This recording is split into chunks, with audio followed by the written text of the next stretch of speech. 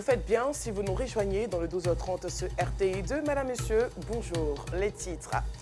Le tunnel du rond-point d'Abobo a été ouvert à la circulation en vue de faciliter l'accès au stade d'Ebembe à l'occasion de la CAN 2023. Et puis la Cour internationale de justice examine une requête accusant Israël de génocide. Voilà pour les titres. Une fois de plus, merci de nous suivre si c'est le cas. Les populations et plus précisément les transporteurs de la commune d'Abobo peuvent désormais circuler librement. En effet, le Premier ministre, ministre des Sports et du Cadre de vie, Robert Begré-Mombe, a procédé à l'ouverture officielle du tunnel de l'échangeur du rond-point de la mairie d'Abobo. Il s'agit d'un ouvrage en tunnel de 2 fois 3 voies sur 200 mètres de longueur, auxquelles s'ajoutent les 2 rampes d'accès de 180 mètres chacune. Nour Sangaré.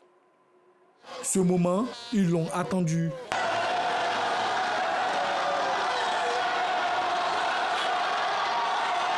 Après plus de 2 ans de fermeture du rond-point de la mairie pour des travaux, le tunnel d'Abobo est enfin ouvert à la circulation à la grande satisfaction des habitants de la commune. Priska s'y est rendue ce matin pour faire des photos. Ma commune est devenue jolie, donc vraiment je suis contente quoi. Donc je vais filmer pour aller montrer ça à ma soeur. Elle a Korogo, donc pour lui dire qu'Abobo est devenu zoo. Comme elle, les enfants adultes et vieux sont venus de tous les quartiers d'Abobo pour découvrir ce tunnel qui donne désormais fière allure à leur commune. Les leaders religieux d'Abobo voudraient dire merci à son Excellence, Monsieur le Président de la République. Ouverture du tunnel qui, pour nous, est le symbole de l'ouverture de la Côte d'Ivoire sur la canne de l'hospitalité, la canne de la fraternité, la canne de la propriété en Côte d'Ivoire, mais l'ouverture de la Côte d'Ivoire sur le monde extérieur, sur les partenaires au développement, sur le monde du développement inclusif. Et pour cela, nous saluons l'action du Président de la République. Ça a rendu ma commune très belle et très jolie. Nous, les Abobolais, on est trop contents et trop heureuses aujourd'hui. Pour le tunnel, on parlait des tunnels, mais je n'ai jamais vu. Ça me fait trop plaisir. Hier nuit, je n'ai pas dormi à cause de nos tunnels-là. Long de 200 mètres, le tunnel est dimensionné pour recevoir une chaussée de 2 fois 3 voies avec une hauteur libre de 4,85 mètres. Tous les usagers en provenance d'Adjamé pour se rendre à Niama peuvent passer par ce tunnel. De quoi décongestionner la circulation sur l'axe principal menant à Abobo. Nous avons depuis un moment un problème à Abobo en matière de voirie. Mais tout ça a été occasionné par la fermeture de ce tunnel-là. Mais dès que cette autoroute elle est ouverte, je vous assure que tout automobiliste qui est à Abobo ou même à Abidjan, franchement, c'est un ouf de soulagement pour tout le monde. Pour sortir, c'était un problème. Pour rentrer aussi, c'était un problème. Surtout quand tu dis à un taximène, je viens à Bobo, on dirait que tu viens en fait. Donc aujourd'hui, là, grâce à notre nouvelle route, tous les taximènes ils vont nous respecter. Parce qu'on a bonne route ici maintenant, on s'en va à la canne. Si le tunnel est ouvert à la circulation, des travaux restent à faire au niveau de l'esplanade située au-dessus. Cette place d'allée de 12 000 m² est reliée au parvis de la mairie. Elle sera dotée de jardins et de gradins. La Coupe d'Afrique des Nations, c'est dans exactement 48 heures et les quartiers d'Abidjan font peau neuve. Mais cette belle action fait grincer des dents puisqu'elle a occasionné des déguerpissements et fait des victimes qui ne savent où mettre la tête. Nour Sangaré.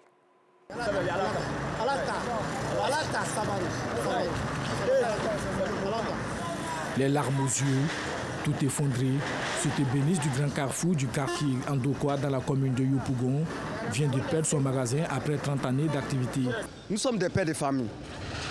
C'est là on se débrouille pour pouvoir payer nos maisons, pour pouvoir nourrir nos petits-enfants. Je ne sais même pas, le mot me manque. Bon, on ne nous a pas avertis en plein du boulot, on vient casser mon coin. Comme c'était bénéiste, la plupart des occupants de cet espace ont vu leur magasin démoli à coups de bulldozer. Bon, hier à 17h, ils sont venus sans prévenir, sans nous donner mise en demeure. Les gars ils sont venus, ils ont dit on a qu'à commencer à faire entrer les trucs, qu'ils vont casser. Hier on a commencé, on n'a pas terminé. Ce matin ils sont venus, avec la machine ils ont commencé à casser. Sinon, si c'est pour la canne, c'est développement, ça ne fait rien. Mais quand même, on devrait nous dire, on va venir vous enlever quand. On vous donne 3 jours, mise en demeure. On va démonter nos trucs. Mais ils sont venus, ils ont tout gâté. Il faut regarder toi là, ils ont tout gâté. Ça vaut 30 ans qu'on se défend ici. Personne ne peut contre la loi. Hein. Donc s'ils ont décidé de casser, bon, on est obligé de suivre ça comme ça. Hein. On n'a pas le choix. Donc, bon, c'est leur travail qu'ils font. Et bon, nous, quant à nous, on reste serein, quoi, on les suit. Si c'est du bon travail, bon, on les suit, il n'y a pas de problème. On ne peut pas aller contre ça. Voilà, c'est une décision prise, donc on ne peut pas faire autrement. Cette opération de déguerpissement qui est en cours depuis quelques jours à Abidjan n'a pas épargné le jardin public de la commune du Plateau. Ce jardin, qui autrefois était un lieu de retrouvailles, grâce à son espace gastronomique et ses commerces, est aujourd'hui l'homme de lui-même. Sur les gravats, les agents techniques procèdent à un remblaiement. Il y a quelques semaines, c'était le carrefour La Vie dans la commune de Cocody qui subissait les affres de ces bulldozers. La gare de Fortune, des mini-cars communément appelés Baka et de transport interurbain en bordure de route, a été relocalisée. Il y a quelques semaines de cela, on nous a déguerpi de la gare. Là où nous chargeons Poboué, Makoré, Komassé, Yopouron, d'autres tout cela. On nous déguerpi en bordure. Mais aujourd'hui, si on se retrouve en bordure, je pense que ce n'est pas joli à voir. On crée du désordre total si on est en bordure. Et on peut dire Dieu merci, le maire Astiancé nous a donné provisoirement un coin pour pouvoir déplacer les clients au niveau de leurs fonctions. Et là, on peut lui dire merci pour l'instant. Je suis descendue au carrefour. Je pensais qu'ils étaient de l'autre côté, comme toujours. Nous sommes partis, on dit de venir ici. C'est vraiment un trajet, venir contourner pour arriver ici avant de rentrer à la maison. Ces opérations de déguerpissement s'inscrivent dans le cadre de la 34e édition de la Coupe d'Afrique des Nations. La Côte d'Ivoire, qui abrite cet événement majeur, veut présenter un beau visage. Un visage qui n'est pas sans conséquence sur les activités de certaines personnes. Depuis le 24 décembre dernier, c'est la consternation dans la famille Adjoumani Koussi. Pour cause, la petite Chloé, âgée de 4 ans, à peine à la maternelle, dans la localité de Kassamblé, est portée disparue. Les recherches sont effectuées depuis lors et le 29 décembre, un corps d'une fillette en décomposition est découvert au 2e étage d'un immeuble inachevé en face du domicile familial. Reportage Théodore Zou. Sur cette photo, Chloé Adjoumani. Âgée de 4 ans, cette fillette vivait avec ses grands-parents et sa mère à la cité Promogym à Songon, Kassamblé. Depuis le 24 décembre 2023, la petite Chloé était portée disparue. Le dimanche, on est parti à l'église ensemble. On est venu, j'ai préparé. Sa maman devrait partir aider. Il y a une maman à Abidjan là-bas. Quand on est venu, j'ai trouvé son grand-père. Et ici, on a dit, hé Chloé. Il dit, ah. Lui-même, il a cherché Chloé, il n'a pas vu Chloé. Il dormait vers 17h50 là-bas. C'est dans le sommeil, hein, comme il rêve, il a attendu la voix de l'enfant. C'est une voix de détresse. C'est ça qui m'a réveillé. Et c'est pourquoi tout de suite, j'ai commencé à la chercher. Le premier démarche, d'abord, je suis allé faire la déclaration de la disparition de l'enfant à la gendarmerie d'Arban. J'ai mis des sapias. Aussi, il y a une brigade de gendarmerie aussi au kilomètre 17. Et je suis allé aussi au 16e. C'est après que je suis revenu. Et ensemble, moi et puis l'église, on a commencé à faire la recherche. Ce jour-là, on est resté au dehors jusqu'à matin. Les recherches engagées par la famille Adjoumani et le voisinage se sont avérées infructueuses. Contre toute attente, le 29 décembre, le corps d'une fillette nue en décomposition a été découvert au 2e étage de l'immeuble inachevé en face du domicile de Chloé, recherchée depuis 6 jours. Ma fille a fait la lessive le jeudi. Étant donné que ce n'était pas sec, le vendredi matin, elle allait sécher ça au 1er. Et c'est du 1er. Elle me dit, ah maman, tiens, j'ai oublié de te dire, il y a odeur de viande de bœuf qui vient de là-haut. Donc j'ai banalisé. Aux environs de 17h, je suis sortie. Donc j'ai dit comme ça, odeur de viande là, il faut que j'aille voir un peu qu'est-ce que c'est. Quand je voulais monter, ma voisine m'a dit non, il faut attendre, je vais appeler un vigile. Donc quand le vigile est venu, il est monté. Il descend, il dit non, c'est pas bon. Automatiquement, moi, je suis montée. Je suis montée et je rentre, je trouve la petite dans la cuisine, couchée sur le ventre. Vraiment, il était déjà en putréfaction. Et puis j'ai vu au niveau de ces parties intimes, qu'ils étaient un peu dehors. Donc aussitôt, j'ai commencé à crier, pleurer. Inconsolable, la grand-mère chrétienne fait appel à son pasteur. Situation insoutenable pour la famille Adjoumani. C'est le pasteur qui s'est présenté pour l'identification du cadavre en état de putréfaction. On ne voyait pas le visage, c'est le dos on voyait. Mais la physionomie répond à notre fille Chloé. Donc, mais il fallait certifier. Donc, le lendemain, on s'est rendu à Ivosep, Songong Assemblée. Quand ils ont retourné le corps, je vais vous dire aujourd'hui, le visage est méconnaissable. On ne peut pas, à partir de ce que nous avons vu, dire que c'est le corps de Chloé. Le pasteur, qui connaissait bien son élève de l'école du dimanche, n'arrivait pas à reconnaître Chloé. Les regards sont donc tournés vers le médecin légiste et la science pour l'identifier, chose qui a donné de l'espoir à sa génitrice et à la sœur aînée de sa grand-mère. Mon souhait que ce ne soit pas elle, qu'on puisse la retrouver vivante. Et pour que nous ayons la certitude que ce n'est pas elle, il faut que les autorités compétentes fassent ce qu'il y a à faire.